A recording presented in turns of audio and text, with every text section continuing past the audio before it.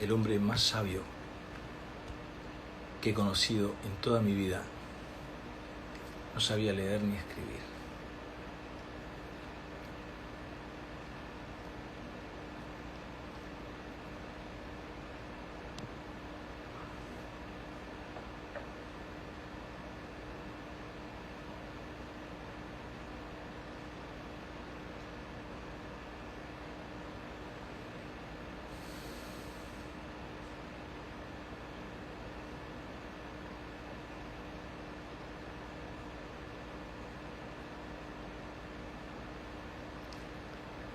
No me veo aún. Supongo que tengo que esperar, es la primera vez que lo hago esto.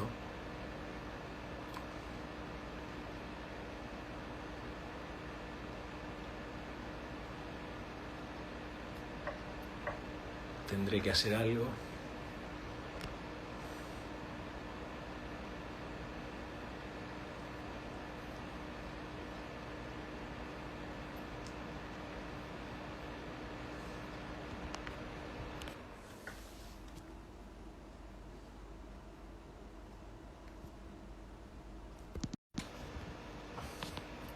Tampoco. Voy así y no veo a nadie.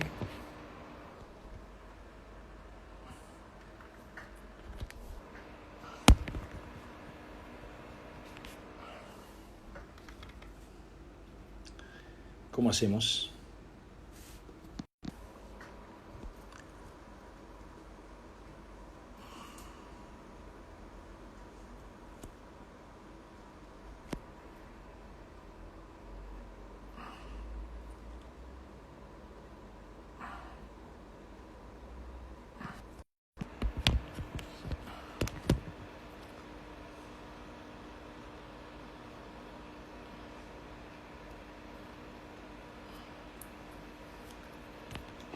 No sé qué pasa, no me veo.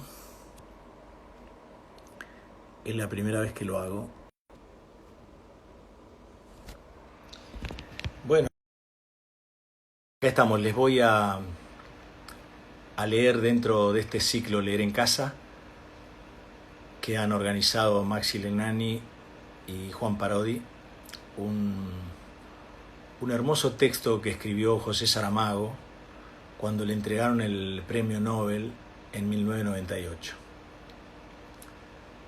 Miren a dónde fue Saramago para armar su discurso. Dice así: el hombre más sabio que he conocido en toda mi vida no sabía leer ni escribir. A las 4 de la madrugada, cuando la promesa de un nuevo día aún venía por tierras de Francia, se levantaba del catre y salía al campo, llevando hasta el pasto la media docena de cerdas de cuya fertilidad se alimentaban él y su mujer.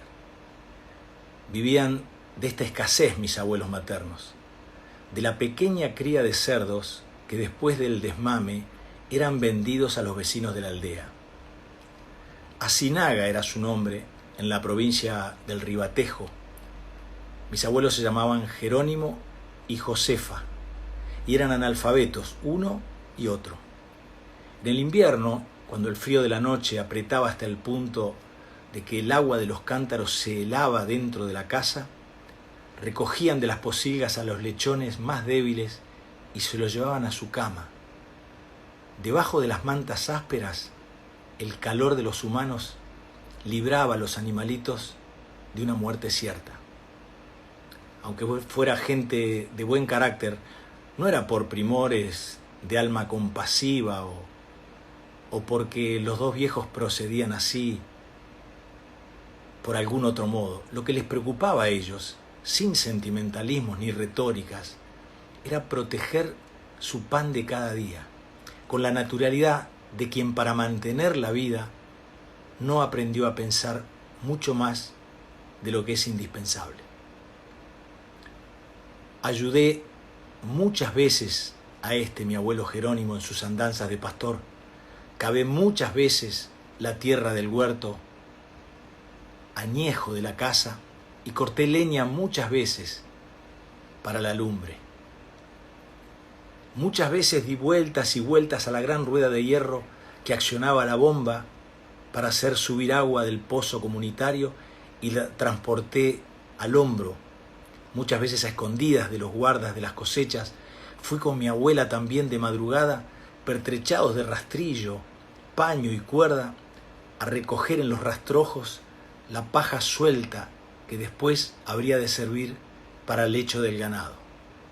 Y algunas veces, en noches calientes de verano, después de la cena, mi abuelo me decía: José, hoy vamos a dormir los dos debajo de la higuera. Había otras dos higueras, pero aquella ciertamente, por ser la mayor, por ser la más antigua, por ser la de siempre, era para todas las personas de la casa la higuera. Más o menos por antonomasia, palabra erudita que solo muchos años después acabaría conociendo y sabiendo lo que significaba. En medio de la paz nocturna, entre las ramas altas del árbol, una estrella se me aparecía y después lentamente se escondía detrás de una hoja. Y mirando en otra dirección, tal como un río corriendo en silencio por el cielo cóncavo, surgía la claridad translúcida de la Vía Láctea, el camino de Santiago, como todavía le llamábamos a la aldea. Mientras el sueño llegaba, la noche se poblaba con las historias y los sucesos que mi abuelo iba contando. Eran leyendas, apariciones, asombros, episodios, siempre singulares, muertes antiguas, escaramuzas de palo y piedra, palabras de antepasados, un incansable rumor de memorias que me mantenía despierto, el mismo que suavemente me acunaba. Nunca supe si él se callaba cuando descubría que me había dormido o si seguía hablando para no dejar a medias la respuesta a la pregunta que inevitablemente le hacía en las pausas más demoradas, que él calculadamente introducía en el relato. Y después, tal vez repitiese las historias para sí mismo, quizá para no olvidarlas, quizás para enriquecerlas con peripecias nuevas. En aquella edad mía y en aquel tiempo de todos nosotros, no será necesario decir que yo imaginaba que mi abuelo Jerónimo era señor de todas las ciencias del mundo. Cuando con la primera luz de la mañana el canto de los pájaros me despertaba, él ya no estaba ahí. Él ya se había ido al campo con sus animales, dejándome dormir. Entonces me levantaba, doblaba la manta y descalzo, en la aldea anduve siempre descalzo hasta los 14 años, todavía con pajas enredadas en el pelo, pasaba de la parte cultivada del huerto a la otra, donde se encontraban las posilgas al lado de la casa. Ahí estaba mi abuela, ya de pie antes que mi abuelo. Ella se ponía delante del tazón de café que me servía con trozos de pan y me preguntaba si había dormido bien. Si le contaba algún mal sueño nacido de las historias del abuelo, ella siempre me tranquilizaba: no hagas caso, en sueños no hay firmeza. Pensaba entonces que mi abuela, aunque también fuese una mujer muy sabia, no alcanzaba las alturas de mi abuelo, ese que, tumbado debajo de la higuera, con el nieto José al lado, era capaz de poner el universo en movimiento apenas con 2 palabras. Muchos años después, cuando mi abuelo ya se había ido de este mundo y yo era un hombre hecho, llegué a comprender que la abuela también creía en los sueños. Otra cosa que no podía significar que, estando sentada una noche ante la puerta de su pobre casa, donde entonces vivía sola, mirando las estrellas mayores y menores por encima de su cabeza, hubiese dicho estas palabras: el mundo es tan bonito y yo tengo tanta pena de morir. No dijo miedo de morir, dijo pena de morir, como si la vida de pesadilla y continuo trabajo que había sido la suya en aquel momento casi final estuviese recibiendo la gracia de la suprema y última despedida, el consuelo de la belleza revelada.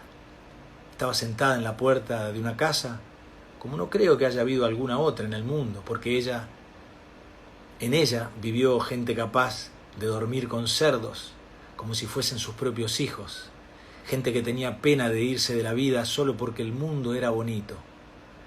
Gente. Y ese fue mi abuelo Jerónimo, pastor y contador de historias, que al presentir que la muerte venía a buscarlo, se despidió de los árboles, de su huerto uno por uno, abrazándolos y llorando, porque sabía que no los volvería a ver. Muchos años después, escribiendo por primera vez sobre mi abuelo Jerónimo, y esta, mi abuela Josefa, me ha faltado decir que ella había sido, según muchos que la conocieron joven, de una belleza inusual.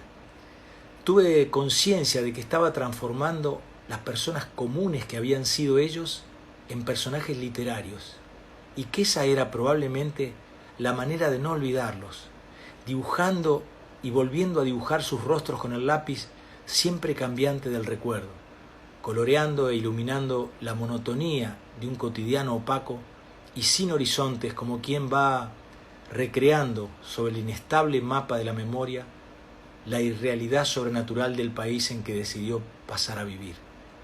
La misma actitud de espíritu que después de haber evocado la fascinante y enigmática figura de un cierto bisabuelo berebere, me llevaría a descubrir más o menos en estos términos un viejo retrato, hoy ya con casi 80 años, donde aparecen mis padres. Están los dos de pie, bellos y jóvenes, de frente ante el fotógrafo, mostrando en el rostro una expresión de solemne gravedad que es tal vez temor delante de la cámara, en el instante en que el objetivo va a fijar de uno y del otro la imagen que nunca más volverán a tener, porque el día siguiente será implacablemente otro día. Mi madre apoya el codo derecho en una alta columna y sostiene en la mano izquierda, caída a lo largo del cuerpo, una flor. Mi padre pasa el brazo por la espalda de mi madre y su mano callosa aparece sobre el hombro de ella como un ala. Ambos pisan tímidos una alfombra floreada. La tela que sirve de fondo postizo al retrato muestra unas difusas e incongruentes arquitecturas neoclásicas. Y terminaba: tendría que llegar el día en que contaría estas cosas. Nada de esto tiene importancia a no ser para mí. Un abuelo berebere, llegado del norte de África, otro abuelo pastor de cerdos, una abuela maravillosamente bella, unos padres graves y hermosos, una flor en un retrato. ¿Qué otra genealogía puede importarme? ¿En qué árbol, en qué mejor árbol me apoyaría? Escribí estas palabras hace casi 30 años, dijo José Saramago, sin otra intención que no fuese reconstruir y registrar instantes de la vida de las personas que me engendraron y que estuvieron más cerca de mí, pensando que no necesitaría explicar nada más para que se supiese de dónde vengo y de qué materiales se hizo la persona que comencé siendo y esta en que poco a poco me he convertido. Ahora descubro que estaba equivocado. La biología no determina todo. Y en cuanto a la genética, muy misteriosos habrán sido sus caminos para haber dado una vuelta tan larga. A mi árbol genealógico, perdóneseme la presunción de designarlo así, siendo tan menguada la sustancia de su savia, no le faltaban solo algunos de aquellas ramas que el tiempo y los sucesivos encuentros de la vida van desgajando del tronco central. También le faltaba quien ayudase a sus raíces a penetrar hasta las capas subterráneas más profundas, quien apurase la consistencia y el sabor de sus frutos, quien ampliase y robusteciese su copa para hacer de ella abrigo de aves migratorias y amparo de nidos.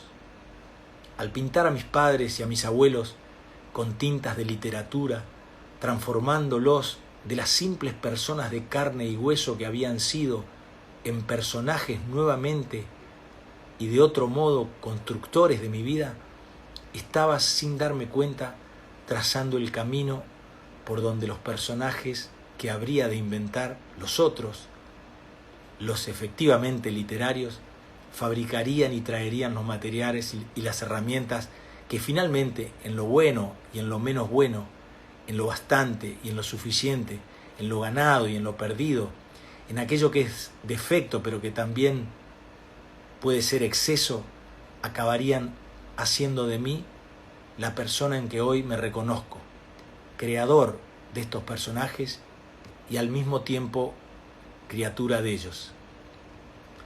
En cierto sentido se podría decir que letra a letra, palabra a palabra, página a página, libro a libro, he venido sucesivamente implantando en el hombre que fui los personajes que creé.